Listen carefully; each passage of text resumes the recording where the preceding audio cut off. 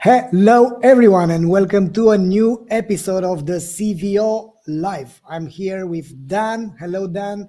Let me tell our audience a few words about yourself. Dan Gingiss is a customer experience expert, keynote speaker, and author. He has a background in marketing and customer experience roles at various companies, including McDonald's, Humana, and Discover. Gingiss, you are particularly known for your book Winning at Social Customer Care, and also the Experience Maker, how to create remarkable experiences that your customers can't wait to share. And I can't wait to making this episode happen together. Welcome to the show. Thank you so much. It's an honor to be here, and I'm really looking forward to our conversation today. Super. So I will start by asking you, why does it matter? So Dan, why does it matter customer experience in today's economy? It's a great question, and the answer is actually pretty straightforward. In almost every industry, competing on price has become a loser's game. It's a race to the bottom, literally. If I keep bringing my price down and you keep bringing your price down, it's a race to the bottom. So it's a very difficult way to compete. It's also become very, very difficult to compete on product or service because almost everything is commoditized. And people are copying each other, and even some of the most innovative companies in the world now have competitors that kind of look just like them, and it's very difficult to tell their services apart. So if we can't compete on price and we can't compete on product or service, the only thing left is experience. And the best thing about customer experience is that it is generally delivered by your employees as well as your technology. And so because nobody else has your employees, it is by definition, something that can be unique about your business. No one can copy your experience exactly. And so to me, it is really the last true differentiator. All right. So now it's clear that you're a big advocate on the touch point, right? So whilst we have here all sorts of guests at the CVO Live, we are about customer lifetime value and optimizing the business for it. We are hearing a lot of voices around technology and clustering the customers, focusing and offering better customer experience to the best ones. Where do you stand around this technique? You know, it's a really interesting dilemma. And I'll give you an example from when I worked at McDonald's. So I worked in the social media area of McDonald's, and typically in social media departments, what we look at is people that have large followings on social media, because that must mean that they have influence, right? And people who have influence are the people that we want to be the nicest to because we want them to talk about us. But what I found when I dug a little bit deeper is that influencers were not necessarily our best customers. Our best customers at McDonald's are people that, believe it or not, come into the restaurant 5+ times a week. And they may not have any social media following, or they might have, 100 followers. And so the reason I share this is because oftentimes we get blind to who is actually our best customer. I would rather have somebody buy from me once a month, but tell all his or her friends about me, than have somebody buy from me 5 times a month and tell nobody about me. That first person is actually going to be more valuable, but if all you do is look at sales revenue, you're going to think that second customer is more valuable. So to kind of get around your question, I do believe that we should value all customers, that every one of our customers is helping us keep the lights on, is helping pay our salaries. There's no reason why any company should not want to talk to one of their customers if the customer wants to talk to them. That all said, it's totally fine to have things like loyalty programs that reward customers for spending more with you and give them additional benefits. Yeah. So what I'm hearing then is that we can't afford to be selective. But what would happen from a CFO perspective, right? If you over deliver, where do you draw the line actually? If you over deliver in terms of customer experience to all of your customers, maybe you can't afford it. So where do you draw the line, or how to draw the line? Sure. So if you look at most companies and you look at the amount of money that they spend on sales and marketing, and you compare that to the amount of money they spend on their existing customers, it's absolutely laughable. It's multiple times difference. We're spending so much money trying to acquire new customers, but we're not spending hardly anything to keep the ones that we have. So actually, from a CFO perspective, this is potentially a way to save money.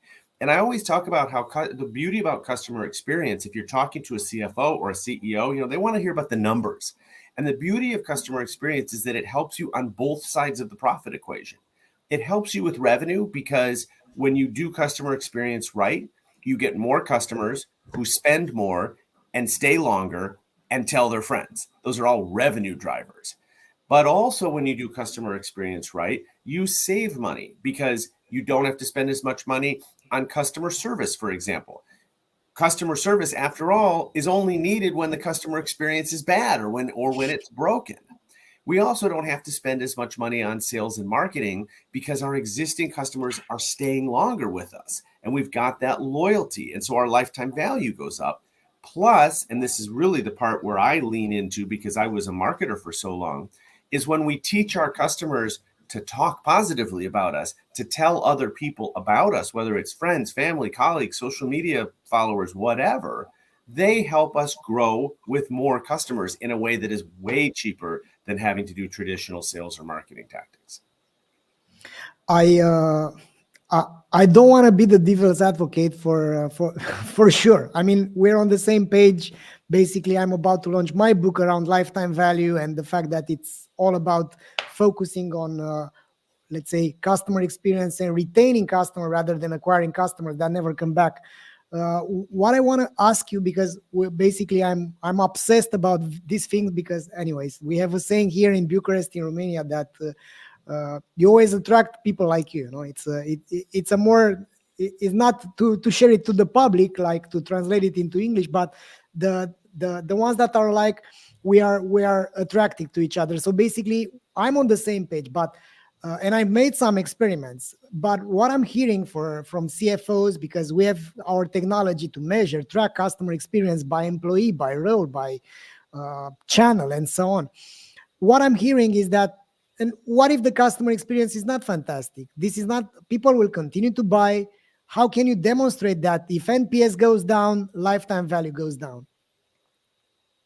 Correct. How can you demonstrate that connection? Yeah, that's what I'm hearing from the CFOs. So what I think I'm hearing you say is that if we don't have a good customer experience, we can continue to get lots of customers and continue to grow even without it. Is that what CFOs are saying? Yeah, or they are not so pissed off. They are not pissed off enough. I don't know. Let's say an NPS of 45, it's good enough. It's like, it's positive.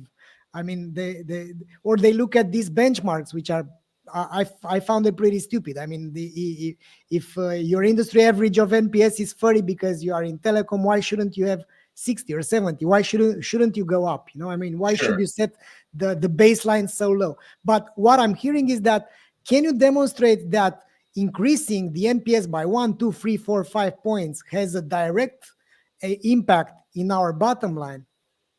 Yeah, and that is exactly what we have to do, because again, a CFO probably doesn't care about NPS. It's not a metric that they learned in business school or finance class or what have you, right? So it doesn't mean anything by itself. But absolutely, we can tie NPS to spend, because happier customers are generally going to spend more with us. We can tie it to loyalty. So by looking at how long they are a customer with us, which of course leads right into your long-term value equation. And we can tie it, therefore, then, with some math, we can tie it to long-term value. So I have not seen a situation in which NPS is going down and we continue to have more loyal customers. That doesn't seem to be a common occurrence. What I will say is that NPS by itself is not going to prove anything, because NPS is simply telling you how you're doing at a moment in time. It's not telling you why, and it's not telling you what's going to happen next. And so when we lean too hard on only CX metrics and we don't tie them back to financial metrics, that's when we lose the CFO. And so I believe there absolutely is a direct tie, and I've seen it in lots of different industries. I worked for a credit card company in the US called Discover that is one of the smallest credit card companies. You compare it to other issuers like Citibank and American Express and et cetera, that are way, way, way bigger. But Discover actually had the best loyalty of any of the credit card companies. Our customers stayed longer. I think it was like an average of 13 or 14 years than any other company. And that is a great metric to track, because if you're doing a good job and following your book and learning how to track long-term value, you know that if I can get a customer to stay an extra year, 2 years, 3 years, that is huge value. And I can tell you that Discover was also a leader in customer satisfaction and in customer experience. That's the thing they decided to compete on because they were so small. There was no way we were going to compete on interest rates. There was no way we were going to compete on rewards because the other companies were just too big. They could spend more money. So we decided to compete on service and experience. And as a result, you see things like loyalty or tenure, which absolutely, once you know the lifetime value or the value of every year that a customer is a client of yours, you can calculate that down to dollars and cents, and that's what the CFO wants to see. Makes total sense, Dan. And I had an image, while you were speaking about different companies greeting their first time customers, and company A has the customer for 13, 14 years, while company B has the customer for only 1, 2, or 3 years. So this is pure math. And I want to touch into the fact that in your book you touched the idea of data-driven customer experience as a way to make better decisions and understand customer behavior. Basically, we are getting here into the, let's say, into the territory of forecasting and predictive measurement. Tell us a bit about how can you generate a better customer experience through this data-driven approach? So I like to look at two different pieces. You're probably very familiar with voice of the customer because it's a pretty common theme within customer experience. And even within voice of the customer, there's a quantitative aspect and a qualitative aspect. We've discussed a little bit of the quantitative aspect with NPS. The qualitative aspect is equally important. These are the words that your customers are using to describe their experience with you. And if we're not paying attention to those words, reading them is fine. Even better is actually hearing them. One of the best things I ever did at all the companies I worked for is go into the call center and sit with an agent and listen to customers. Because when you listen to their actual voices, you don't just hear the words, you hear the emotions, you hear how angry they are, frustrated they are. You hear stories about, how long they've been on hold or other types of frustrations. So that's one piece of the puzzle, is we've got this data around the scores that we get for voice of the customer combined with the qualitative. On the other side, I like to look at something called AOC. If voice of the customer is VOC, what AOC is actions of the customer. And this is also things that we can track and look at numerically. So an action of the customer might be how long they spend on your website, how many pages they visit, how many clicks it takes to get to their ultimate destination, how often they open your mobile app. We were able to make direct comparisons between people who were logging into the mobile app multiple times a month and to how much they were spending on the credit card. It was not exactly linear, but it was absolutely a direct correlation. The more people were engaged in the app, the more they spent on their card. And so we've got to look at these actions of the customers, because if we're only looking at the voice of the customer, sometimes, and I think Steve Jobs was famous for saying this, sometimes customers don't know what they want, and so they don't know how to ask for it. And frankly, even if you ask them, hey, would you like red, yellow, or blue? They may tell you blue and then go buy red, right? I mean, just because they tell you they want blue doesn't mean that's the choice they ultimately make. So we have to follow their actions as well and track them in order to make those decisions. When you look at VOC and AOC together, you have this full 360-degree picture of a customer. And then you can grab your super smart analytics team and start making these connections between, oh, if this happens and this happens, or if they say this and they do this, then it leads to more sales, or it leads to more loyalty, or et cetera. Dan, I totally I'm totally with you, and I love the fact that you've mentioned this audio as being better than reading the words of your customers. In a previous life, when I ran my own e-commerce company, we were basically the main player in online car insurance, and we've got the MTPL where it's like mandatory, and we also had the other insurance, the casco, the premium. And our customer, at some point, we've got 14 girls in our customer service department, to customer support, and we've picked a company to train them and whatever. And at some point, I got into this room, and I was hearing them speaking, and basically, when I noticed that there was a huge gap between what the customer's tone of voice was and our girls, which were very cheerful. So basically, they associated our product with the tax. It's like the government is calling you and say, "Hello, Mr. X, your insurance is expiring, and you need to pay again for something that you don't want." And basically, it was a huge gap, and we've seen that they were always disappointed. And what we decided is to change the attitude of the caller. So they start, "Hello, Mr. X. We know that this is a bummer, it's not a great news. However, we have a great news. We've just found the best insurance for you, the best price, blah, blah, blah."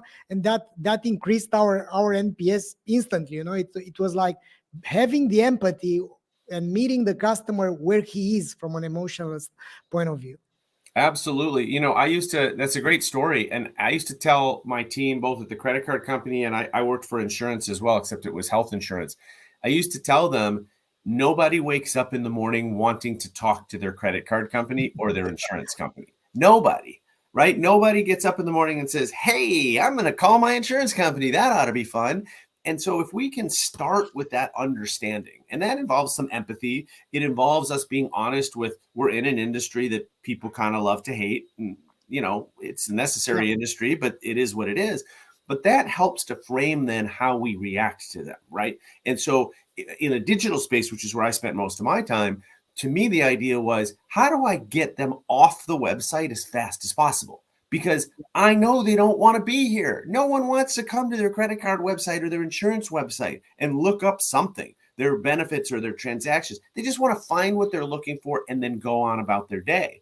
But what you find in those industries is a ton of companies that are throwing up pop-up ads and cross-sells and upsells and trying to get the customer to spend more time there. And I always thought that was completely backwards.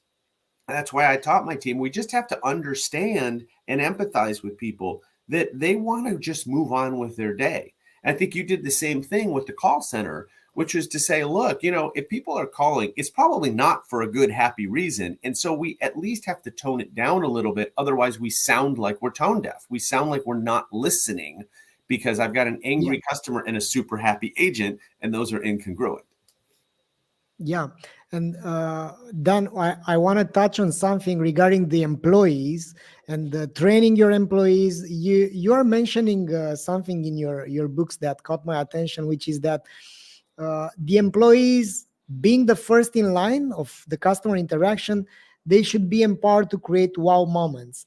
And what you're suggesting is to invest into tools and training to help them excel at these customer interactions, as they are the last in line. Let's say they are the actual emotional touch point between the company and the leadership that makes all these strategies and numbers, and the actual customers, which are paying their bonuses and their trips to Miami or whatever. So tell me about the wow moments, and tell me how can you empower your employees. Sure. So we're talking about basically two sides of the same coin, which is customer experience and employee experience. And let me give an example to people who are watching or listening that aren't working in a call center. You've probably had a job at some point in your life that you really liked. And when people asked you about your job, your face lit up and you told them about this great company that you were working for. You were doing some really innovative stuff, and you were really enjoying yourself. You've also probably had a job in your career that you didn't like so much. And people ask you about that, and you kind of slunch down and you're like, oh, work sucks. I don't like going into work, right? And so you're projecting out to people either, one of two different versions of this company, right? And after all, you're a representative of that company. Now bring it into the call center where you're talking to customers every day. And what I always like to say is it's very easy to ask agents to create a great experience for customers. But if our agents don't know what a great experience looks like, and if they're not experiencing it at work, if they hate their job, there's no way they're going to provide a great experience for customers. So that's why these are two sides of the same coin. And the more that we help to elevate our employees, empower them, give them a great place to work where they're happy and fulfilled and well paid and satisfied, then they can turn around and do that for customers. There's a stat in my book that says that 2/3 of consumers cannot remember the last time that any brand exceeded their expectations, which is both a very scary stat and a very opportunistic one, because I always say, hey, we can be that brand then, right? If no one else is doing it, let's step into that void. But we have to remember that if 2/3 of consumers can't remember the last time a brand exceeded their expectation, that means that 2/3 of our employees can't remember either, because they are consumers. So I always go in with the assumption that my employees don't know what a great experience looks like, because on average, 2/3 of them don't. 2/3 of them can't tell you any brand that they love or that has really treated them above and beyond. So we can't go ask them to then do that for our customers until we show them what that looks like. And more importantly, get them to feel what it feels like. Then we can say, that feeling you're feeling right now, where you're really happy and proud and you just sat up straighter in your seat and you put a smile on your face, that's exactly the reaction we're trying to get from our customers. When you make that connection and you invest in your employees, they can have a better shot at creating a good experience for your customers.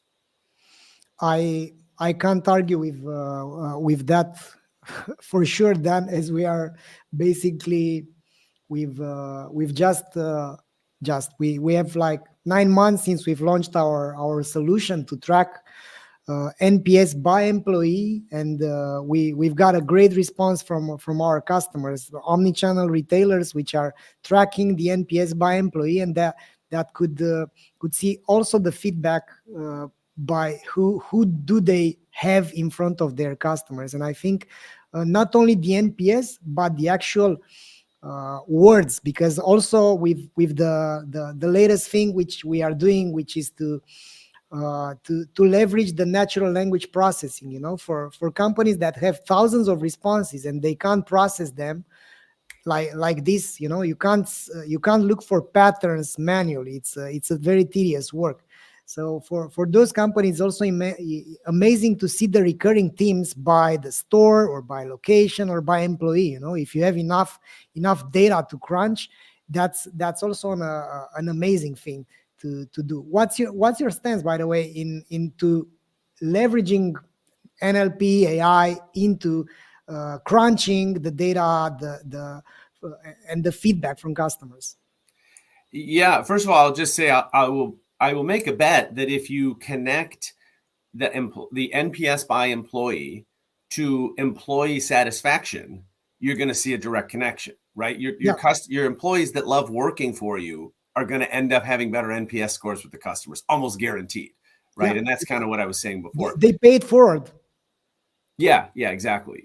So I am all for AI, machine learning, natural language processing. It's here to stay. It's not, there's no sense in trying to push against it. But I do think that it has to be used in the right ways. I believe that we are still a very long way off from consumers not wanting to talk to humans. Yeah. When they have a problem, right? And so, and look, I say that, and today's consumer, especially younger consumers, very much want to self-serve. So there's a difference, right? I want to self-serve, so please let me at least have a pretty good chance of going to your website or your mobile app and getting the answer to my question. But if I have to call you, I want to speak to a human, right? And what happened, if we go back to early days, say, of chatbots, we all know the IVR on the phone, which is that press 1 if you'd like this, press 2 if you'd like that. I do this in audiences sometimes when I do big speeches. Raise your hand if you really like going through the IVR, right? Nobody does. But then when we started with chatbots, we basically just created digital IVRs. The chatbots spit out, well, what would you like to do? You can do this, this, or this. Oh, my choice is not on there. What do I do now? Well, sorry, I can only do this, this, and this, right? And the only difference is you can't press 0 to get to the operator. And so my belief is that AI and machine learning, for what you're talking about, crunching data, oh my gosh, it's a game changer. Because, just as another example, at McDonald's got, when I was there, which was now a number of years ago, McDonald's was getting 1 million social media mentions every day. You think I could track all of that? I mean, it was impossible. You can't track 1 million mentions. And so this is the beauty of what all this technology can do. What we have to be careful with is not to try to immediately think, oh, I can use this to fire my entire customer service team and we'll just have the customers talk to the computer. That's a terrible idea, as some of the early chatbot adopters learned, right? Because they tried to do that. They tried to just say, well, we'll just let the chatbot solve it. Well, guess what? The chatbot can solve some problems, but it can't solve all problems. I think where the balance is going to end up is that we're going to use AI and machine learning for what you said, which is data crunching. We're also going to use it to help agents be better agents. So if you imagine a customer service agent, and I always just imagine it sitting next to this giant computer, right? I kind of think of, you know what IBM Watson is? It was like one of the very first superpowered computers that went on Jeopardy and it beat all the humans, right? And so I imagine this customer service agent sitting next to Watson. And that gives the agent a lot of confidence because after all, you're sitting next to a computer that knows the answer to every question ever asked. Okay, great. Now I feel pretty confident about my job. At least I know I'm going to be able to answer the question, whatever it is. And I don't have to have 3 screens in front of me and Post-it notes and scripts that I have to copy and paste and all of this stuff that we make agents do or that they do because, they find these hacks. Instead, now all the agent has to do is be human, which is the thing the computer can't do. It's the thing that we humans are the best at, is being human. And so now the agent's job becomes talking with the customer, empathizing with the customer, assisting them, but not having to know the answer to all the problems because we got the computer right next to us that can do that. And so I think down the road, we're going to start to see far more empowered agents because they've got all the tool, actually the tool sitting next to them that gives them all of that confidence so that it isn't, we've all been on calls where, we ask a question and then we hear clack, clack, clack, clack, clack, clack, clack, clack, clack, clack, clack, clack, clack, clack, clack, as they're typing, and it's like, come on, just give me the answer already. That all goes away because the computer knows the answer and it spits it right out. And now this agent can just be a better human. Yeah. Dan, I have a question which is regarding the proactivity. So how can you turn this type of feedback into real-time response? Do you think it's crucial, it's mandatory? Because I'm coming from the back in the days where, I don't know, JFK, Nielsen, whatever, they were doing this type of NPS studies every 3 months, every 6 months. And when I was looking through this feedback, I was, oh my God, who's this customer? I want to call this guy. But it was 3 months ago, I want to say I'm sorry. And I couldn't do anything, It's always very, very, it has this huge delay. And I'm a strong advocate of doing this type of real-time responses. What's your take on that? Yeah, 100%. And the more real time you can be, the better, because when somebody has an issue, when something breaks in your customer experience, that moment is a moment of truth, because what happens next is going to determine whether that customer stays with you or leaves. And if they have a good service experience, they're actually more likely to stay. And I have a theory about this. It's because insurance is a perfect example of this, is that really what we want as consumers is we want the companies that we pay money to have our backs. We want them to be there for us when we need them. And insurance is the perfect example, right? You pay. And then when you have a claim, that's the moment of truth. Is the insurance company going to be there when I need them? but this is true in other businesses as well. And when we saw this in COVID, right, we saw which companies were there for us when it felt like the world was coming to an end, and which companies were completely lost and really had no idea. And that's why we saw so much brand shifting during and after COVID, is that customers had this realization of, oh, this company doesn't know what it's doing, or this company's not there for me when I really need them. I'm out of here. I'm going somewhere else. And so that real-time feedback is really critical. And you can do this on the phone, certainly, by one of the things I always recommend is that you have a group, preferably of executives, but really any level, that routinely listen to calls in a group. And so you listen to calls, and then you comment on two things. You comment on the agent's performance, and you also comment on, why did this person call us in the first place? Because remember, they only called because something went wrong.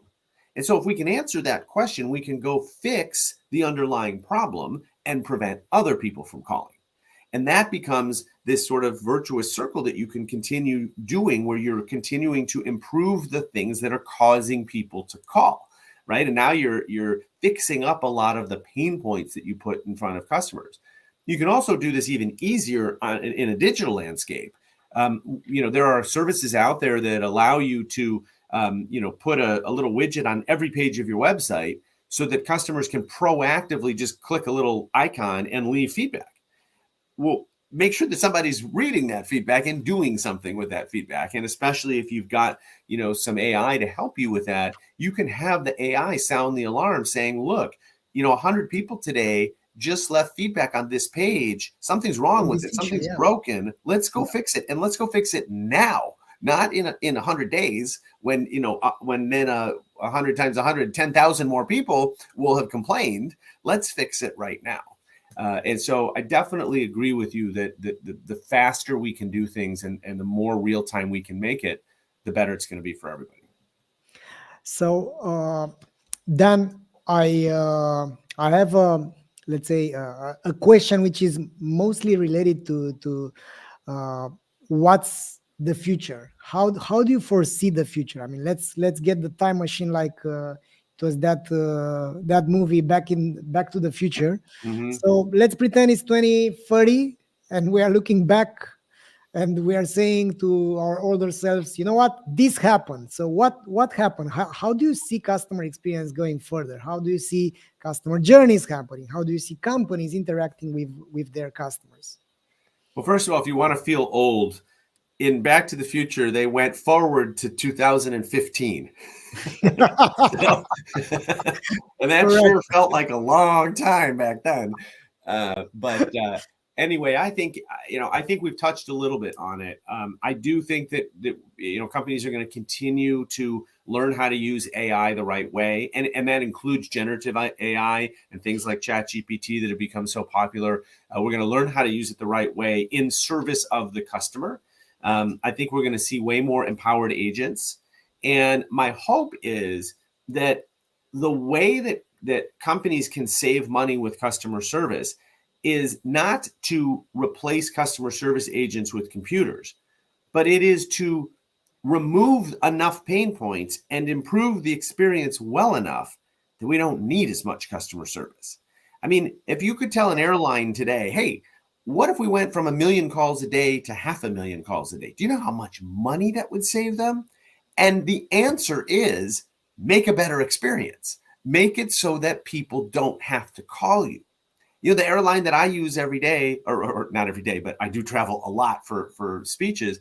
But the airline that I use, there's something in their system where if you do something with a ticket, I think it's if you use a travel credit to book a ticket, then all of a sudden you cannot modify that trip online. You have to call. Now, there's no reason for that other than old technology. It's stupid. It doesn't make any sense to the customer. But because I travel a lot and I'm switching tickets all the time, I'm often using travel credits. And so it's midnight and I need to change a flight. And now it pops up and says, sorry, you can't change this one online. You have to call us. That is a devastating experience, right? That is so frustrating. And then it happens over and over and over again. We've got to get better at stuff like that. And I think that what we're definitely seeing as a trend, and this is only going to continue, is that customers are moving towards the companies that treat them the best. They're even willing to pay more for a better experience. So if you are a company that is not focused on customer experience, you are going to lose business to companies that are focused on it. Yeah. Then I've been for years hypnotized about the subject of customer lifetime value, of improving it. I have this let's say maturity metrics, like you have from crawl to fly, crawl, walk, run, fly. And in my vision, the most customer centric companies are not focusing on let's say revenue or lag indicators, but are looking at predictive measures like lifetime value, like the trend of the customer satisfaction or NPS, and so on. What it's also according to my vision, what it's also important is how many initiatives you as a company are running, or experiments are you running every quarter or every year to improve customer lifetime value. So we are hearing a lot about the fact that, hey, you need lifetime value, you need to justify the customer acquisition cost is going up, you need the customer acquisition cost, payback time, and so on. So we are hearing that. But there are few actual optimization ideas or tactics or initiatives. Anyways, I'm going to steal the one with the forcing the leadership team. I'm doing like a, like a long list of ideas to improve lifetime value, but I'm going to steal this from you to force the leadership team every month to listen for, I don't know, together to do like a group listening session, and to hear what their customers had to say, or which are the most burning issues. But tell me if you can come up with other ideas, not to only let's say monitor lifetime value and affect it, let's say from a general perspective, but actual initiatives or experiments that retailers or any other type of companies could test out. Sure, I'll give you two. The first is, I'm a huge believer that every employee is in the customer experience business, no matter what their title and what their job description is. And if you've probably heard of Kaizen, the Japanese methodology for continuous improvement, that's an operations theory, and so it's often thought of as just being in production lines or in call centers, in more operational areas.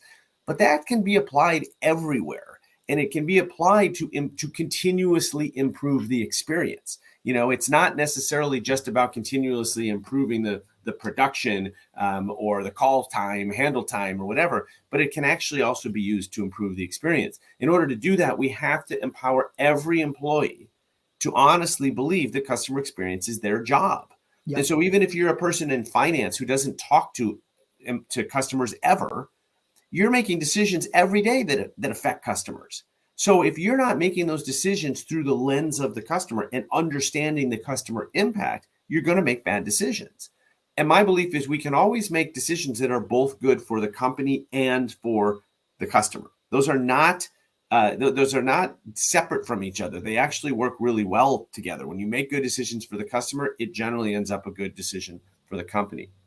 A little bit more tactically, the other thing that I always suggest is, no matter what level you are in the company, become a customer of your own company. Now, what does that mean? If you work for a credit card company, it means apply for the credit card and go through that whole process and see how long it takes until you get the card in your hand, and then go bring it to the store and buy something and use the card, and then go log on to the website and look at your transactions, and then pay your bill and go through every single step and see where you get irritated. Because if you're irritated, your customers are irritated. Now, you might not have something as clear-cut as a credit card business, but you still can become a customer of certain parts of your business. You can log into your own website and forget your password and go through that process, because no company yet has fixed the forgotten password process and made that any good. But you can do some of the things that you ask your customers to do and see how you feel as a consumer. The beauty of customer experience is that it doesn't require an advanced degree. We are all consumers in our real lives. And so we know what we like and we know what we don't like. I remember this example at one company that I worked for where I was in charge of the website. And and I already told you that we wanted people to be able to log in and log off quickly. Well, when you logged in, a certain percentage of people got a pop-up ad. And I wanted to get rid of the pop-up ad. But the marketing department said, "Oh no, you can't do that." I said, "Why?" And they said, "Because it is our best performing ad." I said, "Wow, how well is it performing?" They said, "We get a 6% conversion rate on that ad, and our average is 2%. I said, "Okay, that's great. Congratulations, 6%, sounds good. Have you thought about the fact that you are irritating 94% of people by putting this ad up in front of them? Because, yeah, 6% click through, but 94% don't, and they roll their eyes at you." And so this is what I mean when everybody in the company has to think like a customer. And then if you're a customer and you log onto a website and you get a pop-up ad, how do you feel? Generally, you don't love it. I've never met anybody that says, "Yes, I love pop-up ads." So when we become a customer of our own company, we start to see things exactly as customers see them. And it will give you tons of ideas of ways that you can improve. Excellent. I love your take, and yes, it's always the mirror has two faces, right?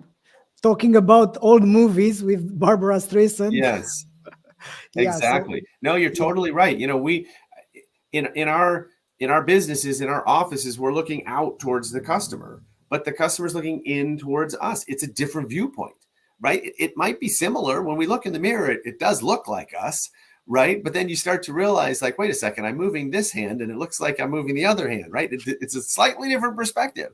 And if we never turn ourselves around and see that perspective of the customer, we never fully get it. yeah.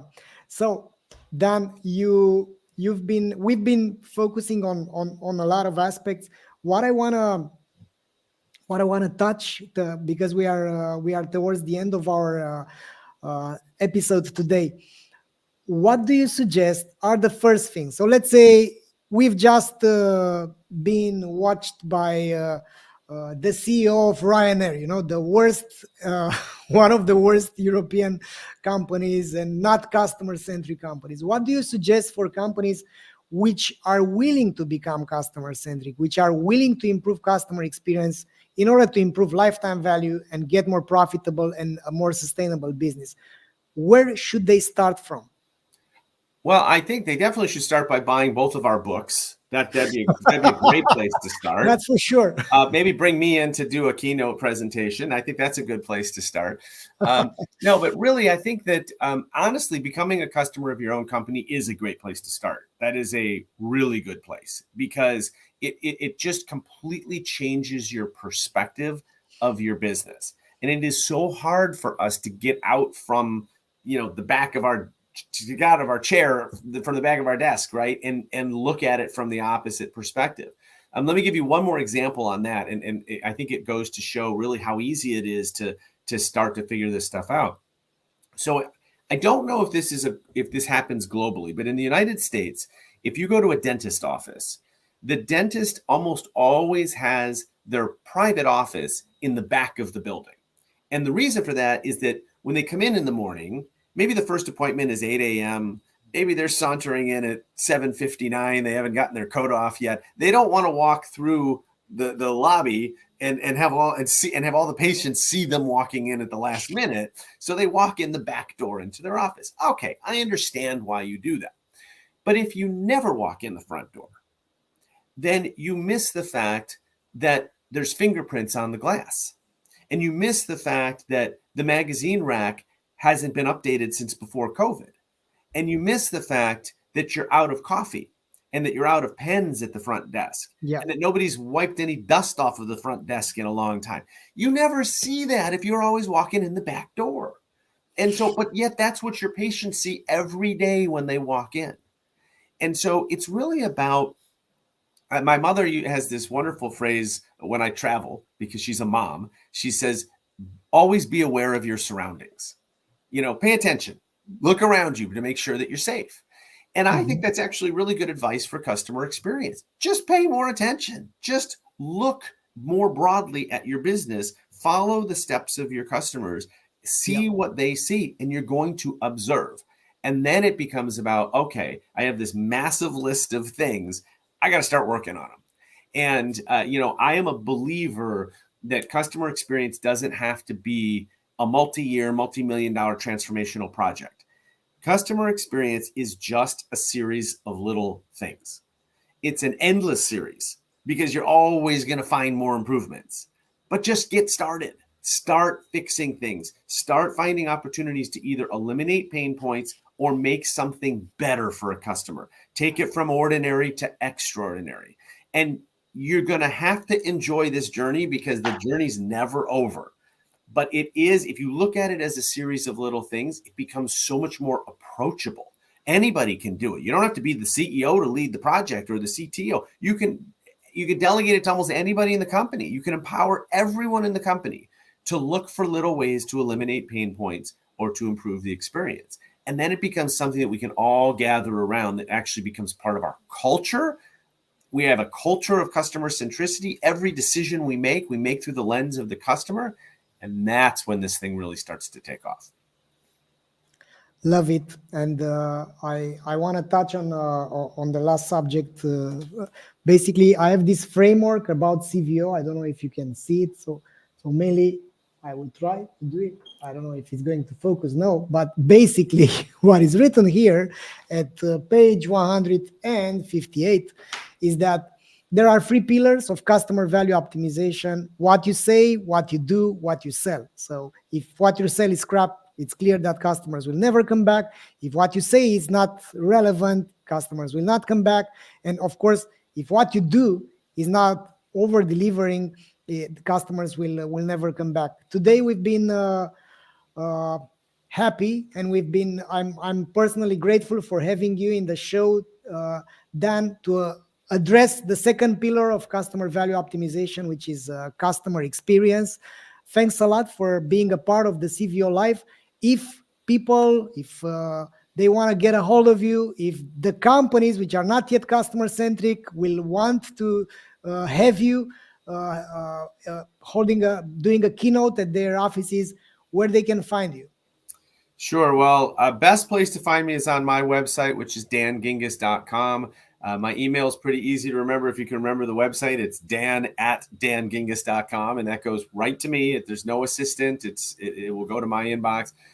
Or I'm very active on LinkedIn. That's a great place to connect as well if you prefer the social area. And I'd love to hear from you. But thank you so much for having me on the show. It's been a really interesting discussion, and I'm looking forward to you selling tens of thousands of copies of your book. Well, if you help me after the show, yes, we'll do. Basically, I wanna pick your brain on that. But thanks everyone for watching. From the next week onwards, we are going to do small shows of only 30 minutes in order to have experts and influencers helping me out to push this book. And we are going to talk with 15 experts about the 15 chapters of my book. So stick around and we'll see each other next week. Dan, again, it's been a pleasure, man. All the best from Bucharest, and goodbye, everyone. Thank you.